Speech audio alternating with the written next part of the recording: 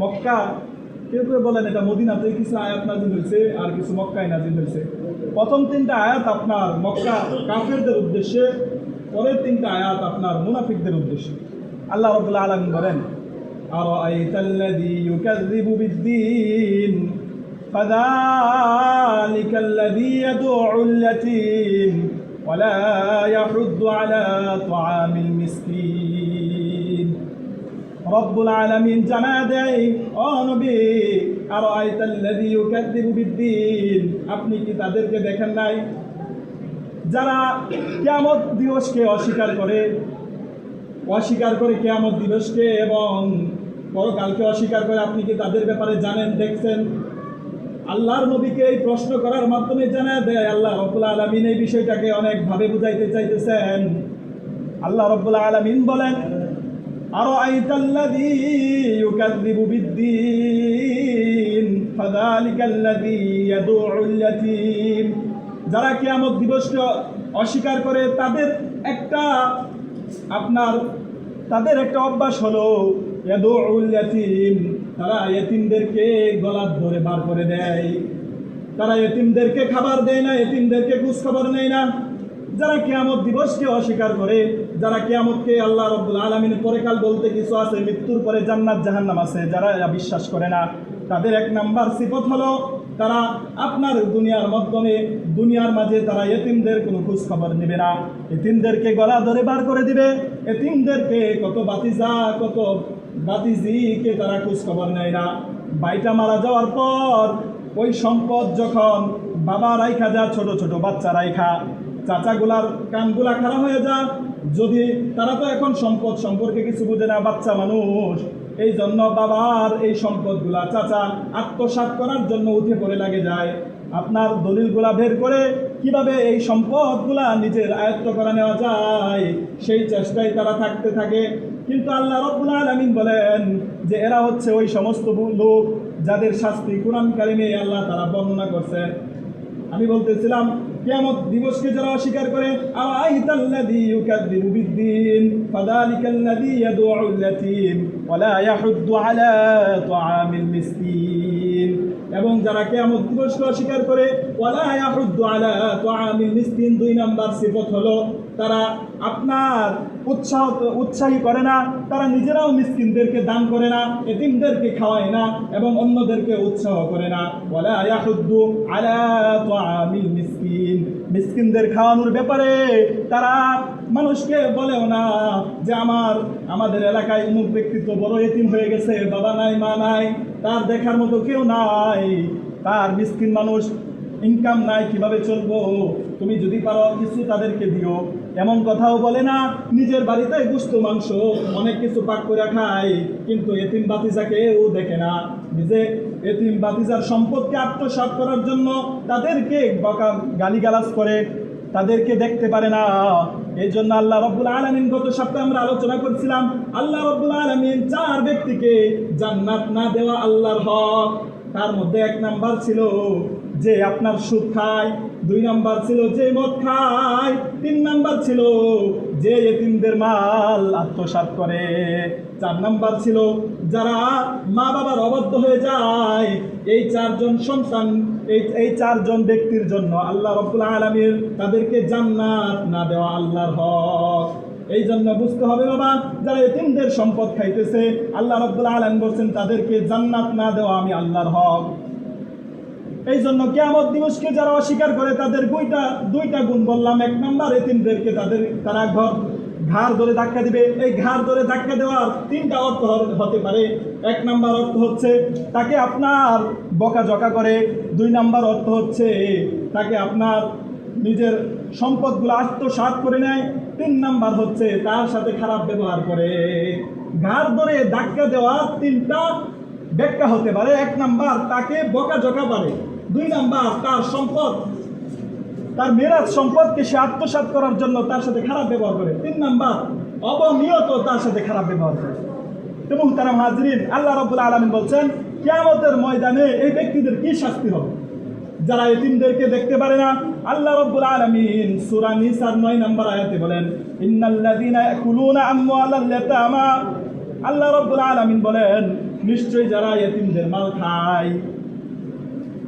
আল্লাহ রাব্বুল আলামিন বলেন, ইন্নামা ইয়াকুলুনা ফি বুতুনিহিম নার, তারা যেন নিজেদের উদরের মধ্যে আগুন খায়, তারা নিজেদের পেটের মধ্যে আগুন জ্বালায় নিল। ওয়া সায়াসলাউনা সাঈরা, এবং আল্লাহ রাব্বুল আলামিন বলেন এই আগুন তাদেরকে জ্বলছে দিবে, আগুন তাদেরকে পুড়িয়ে শেষ করে দিবে। সূরা নিসার 9 নম্বর আয়াতে আল্লাহ রাব্বুল আলামিন বলেন, যারা এতিমদের সম্পদ আত্মসাৎ করবে, আল্লাহ রাব্বুল আলামিন বলেন তারা যেন তাদের নিজের উদরের মধ্যে আগুন ছাড়া কিছুই ঢুকায় নাই। এই আগুন তাদের চেহারা, তাদের অঙ্গ প্রত্যঙ্গ, তাদের শরীরকে জ্বলসে দিবে আগুনের তেজে, তাদের আগুনের তেজে একদম মাটির সাথে মিশে যাবে। যারা এতিমদের সম্পদ আত্মসাৎ করতেছেন, খুব খবরদার। তারপর আল্লাহ রাব্বুল আলামিন বলেন, কাল্লা বাল্লা তুকরিমুনাল ইয়াতীম, তোমরা তো এতিমদেরকে সম্মানও করো না। এতিমদেরকে সম্মান করা কার হুকুম? আল্লাহ রাব্বুল আলামিনের হুকুম। এতিম বাচ্চাদেরকে আল্লাহ রাসূল সাল্লাল্লাহু আলাইহি ওয়াসাল্লাম বুখারী শরীফের হাদিস, আল্লাহ রাসূল বলেন, ইন্না ওয়া কাফালাল ইয়াতীম ফিল জান্নাতি হাকাযা। আল্লাহ রাসূল সাল্লাল্লাহু আলাইহি সাল্লাম হাদিসের মধ্যে বলেন যে এতিম আর আমি নবী দুইজন কিভাবে থাকবো জানো? এতিম আর আমি নবী এই যে এইভাবে পাশাপাশি থাকবো, দুই আঙ্গুল যেভাবে পাশাপাশি। আমি নবী আর এতিমকে যে লালন পালন করতো, এতিমের দেখাশোনা করতো, এতিমদেরকে যে খোঁজ খবর নিত, নিজে খায়া এতিমদেরকেও খাওয়াইতো, ঈদের সময় পোশাক কিনা এতিমদেরকে দিত, আমি নবী আর এতিমকে লালন পালনকারী দেখাশোনাকারী, সে আর আমি এইভাবে জান্নাতে থাকবো। যেইভাবে দুটা আঙ্গুল, আমি নবীর আঙ্গুল সাহাবাদেরকে এইভাবে দেখাইছেন, এই আঙ্গুল যেমন কোনো ফাঁক নাই, এই আঙ্গুলের মাঝে এইভাবে রাখলে যেমন ফাঁক নাই। আল্লাহ রাসূল বলেন কিয়ামতের ময়দানে সেই ব্যক্তির সাথে যে এতিমদেরকে ভালো ব্যবহার করছে, এতিমদের সাথে খাবার খাইছে, আল্লাহ রাব্বুল আলামিন বলেন, আল্লাহ রাসূল বলেন তারা আমার সাথে এইভাবে থাকবে। সুবহানাল্লাহ। তো এতিমদেরকে যারা লালন পালন করবে, আল্লাহ রাসূলের সাথে জান্নাতে থাকবে, এটা কত বড় কথা। তো আমরা যারা এতিমদের সম্পদ আত্মসাৎ করতেছি, এতিমদেরকে ঠকাইতেছি, আপনি মনে করছেন জীবনে আপনি জিতে গেছেন, জিতেন নাই। খোদার কসম, আপনার সম্পদ আল্লাহ তাআলা ধূলিসাৎ করতে 1 সেকেন্ডেরও ব্যাপার না। বুঝতেও পারবেন এই সম্পদ কইরা চলে যেতেছে। মুসনাদে আহমদের মধ্যে আল্লাহ রাসূল একটা হাদিস আছে যে ব্যক্তি মান মাসাহা রাসু ইয়াতিম লাম ইয়ামসাহু ইল্লাল্লাহু কানা লিকুল্লি শা'রাতিন মাররাত। আল্লাহ রাসূল সাল্লাল্লাহু আলাইহি সাল্লাম বলেন কুল্লিহা হাসানাত, যে এতিমের মাথায় হাত রাখলো, এই হাতের নিচে যে চুলগুলা পড়লো, প্রতিটা চুলের বিনিময়ে আল্লাহ রাব্বুল আলামিন তাকে নেকি দিতে থাকবেন। সুবহানাল্লাহ। তো এতিমদেরকে আদর করা। আমার নবী এতিম ছিল, আল্লাহ রাসূল এতিম ছিল না? 6 মাসে আল্লাহ রাসূল যখন তার মায়ের গর্ভের মধ্যে ছিলেন, তখন আল্লাহ রাসূলের পিতা দুনিয়া থেকে বিদায় হয়ে গেছে। আল্লাহ রাসূল এমন এতিম ছিল, আল্লাহ রাসূলের উপর আর কোনো এতিম নাই। আল্লাহ রাব্বুল আলামিন বলছেন, আমি আপনাকে এতিম হিসাবে পেয়েছি, তারপর আমি আপনাকে আশ্রয়স্থল দিয়েছি।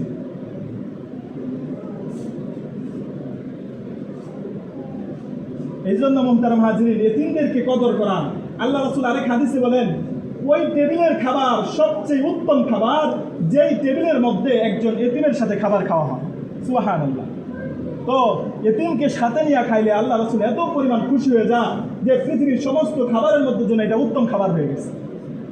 আজকে আমরা সমাজের এমন হালত, এমন অবস্থা যে মেয়েটা আপনার স্বামীর বাড়িতে চলে আসছে, বাবা চোখ রাঙিয়ে কথা বলে, ভাই ভাবি আপনার বোন তারা চোখ রাঙিয়ে কথা বলে, অথচ দরকার ছিল তাকে আদর যত্ন করা, সোহাগ করা, কারণ সে তো অসহায় হয়ে গেছে। স্বামী ছাড়া, সন্তানটা বাবা ছাড়া, এই যে এতিমের লালন পালন আপনি করতেছেন, তাদের খোঁজ খবর নিতেছেন। আল্লাহ রাসূল বলেন, আমিও তো এতিম ছিলাম, সেজন্য আমি নবীকে কদর করি। সুবহানাল্লাহ।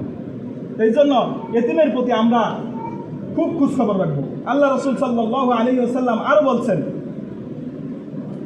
যে কোনো এতিম মুসলমানের আপনার দায়িত্ব নিল, আল্লাহ রাব্বুল আলামিন বলেন তার জান্নাতের দায়িত্ব আমি আল্লাহ রাব্বুল আলামিন দিলাম। এটা সুনানে ইবনে মাজার হাদিস। মান কাফালা ইয়াতীমান মিনাল মুসলিমিন ফাকানা কিফালাতিহি হাত্তা ইস্তাগনা আওজাবাল্লাহু আযজা ওয়া জাল্লা লাহু। আল্লাহ রাসূল সাল্লাল্লাহু আলাইহি সাল্লাম বলেন, যে ব্যক্তি কোনো ইতিমের আপনার জিম্মা ধরে নিল, যে তার ভরণ পোষণের দায়িত্ব নিল, সে নিজেরটা অর্জন করা পর্যন্ত আল্লাহ রাব্বুল আলামিন বলেন আমার উপর ওয়াজিব হয়ে যা তার দায়িত্ব নেওয়া, তাকে জান্নাতে দেওয়া। সুবহানাল্লাহ।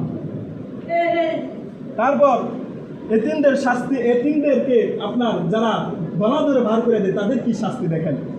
খুযুহু ফাগুল্লু থুম্মাল জাহিমা সাল্লু থুম্মা ফি সিলসিলাতিন দারউহা 70 দিরাআন ফাসলুকু ইন্নাহু কানা লা ইউমিনু বিল্লাহিল আযীম ওয়া লা ইয়াহুদ্দু আলা তাআমিল মিসকিন। ওই যে যারা এতিমদের খোঁজ খবর নেয় না, খুযুহু ফাগুল্লু, আল্লাহ বলেন তাদেরকে ধরো, থুম্মাল জাহিমা সাল্লু, অতঃপর জাহান্নামে প্রবেশ করাও, থুম্মা ফি সিলসিলাতিন দারউহা 70 দিরাআন ফাসলুকু, তারপর আপনার সিগল আছে না, সিগল, জাহান্নামের সিগলটা 70 দিরান, 70 গজ সিগলটা তাদেরকে আবৃত করা হবে, তাদেরকে বাঁধা হবে। এটা কেন করা হবে? তারপর বলেন ইন্নাহু কানা লা ইউমিনু বিল্লাহ, তারা আল্লাহর প্রতি মানত না, এই জন্য তাদের এই শাস্তি হবে। 2 নাম্বার হচ্ছে ওয়ালা ইয়াহুদ্দু আলা তাআমিল মিসকিন। এর মধ্যে এটাও বলা হয় যে যারা মিসকিনদেরকে খাবার দিত না, এতিমদেরকে খাবার দিত না, মিসকিন এতিমদেরকে আপনার লালন পালন করতো না, তাদেরকে দান করার জন্য অন্যকে উৎসাহ করতো না, তাদের এই শাস্তি হবে। খুযুহু ফাগুল্লু, তাদেরকে ধরা হবে। তুম্মাল জাহিমা সাল্লু, অতঃপর জাহান্নামে প্রবেশ করানো হবে। তারপর 70 গজ লম্বা আপনার কি সিগলটা তাকে জাহান্নামের আগুনের মধ্যে বাঁধা হবে। সম্ভব? এতিমদের খোঁজ খবর নিব, আজ থেকে নিব ইনশাল্লাহ। আপনার এই অল্প সম্পদের জন্য নিজের জীবন, নিজের জিন্দিগি নষ্ট করেন না বাবা। এই সম্পদ থাকবে না, চলেই যেতে হবে, কার জন্য রাখা যাবেন? তো এই সম্পদ এতিমদের সম্পদ, তারা বড় যখন বালেগ হবে, তাদের বয়স যখন আপনার পরিপূর্ণ হবে, তখন তাদের সম্পদগুলো, এই বাতিজা এখানে বসো, এই বাতিজা এখানে বসো, তোমার আর আমার বাবার একসাথে সম্পদ ছিল, তোমার বাবার 1 বিঘা, আমারও তোমার বাবার 1 বিঘা, আমারও 1 বিঘা, এই যে আমার 1 বিঘা আমি নিলাম, তুমি এই যে দেখো বন্ধক করে দিলাম, তুমি কোন সাইডটা নিবা? যেহেতু তোমার বাবা নাই, তোমার বাবা থাকলে আমি বড় ভাই বা ছোট ভাই আবদার করতে পারতাম যে ভাই আমি এন্দা নেই, তুমি অন্দা নাও, কিন্তু তোমার বাবা নাই, আজকে তোমরাই বলো এই সম্পদ তুমি কোন দিয়া নিবা। এটা হচ্ছে উত্তম মানুষের চরিত্র। আর আপনি চিন্তা করেন কি, আহারে বাতিজাটা যদি মারা যেত, বাতিটা যদি বাড়ির থেকে চলে যেত, বাতিজাটার কিভাবে জাদুটুনা কইরা একদম নিঃস্ব করা যায়, পাগল বানানো যায়, কিভাবে সে মেন্টালি ঠিক না থাকে, এই চেষ্টা করেন।